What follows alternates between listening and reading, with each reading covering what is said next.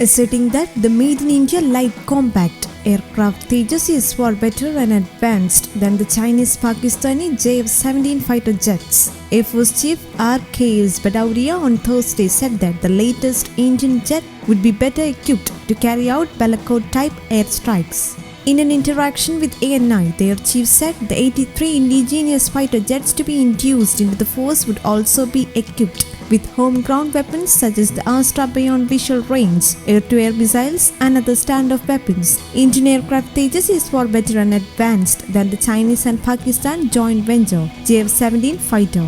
IAF Chief Bhadauria said when asked to compare the Indian fighter with the JF-17.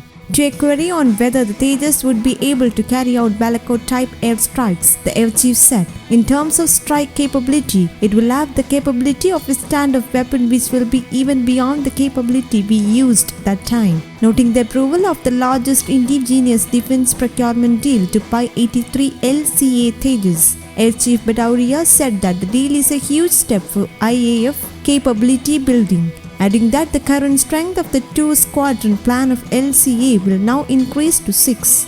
On Wednesday, the Cabinet Committee on Security, chaired by Prime Minister Narendra Modi, approved the largest indigenous defense procurement deal worth about 48,000 crores to buy 83 LCA Tejas Mark 1A fighter jets. The deal to be signed in the next few days with HAL would strengthen the Indian Air Force's fleet of home-ground fighter jet, LCA Tejas, and overall combat capability.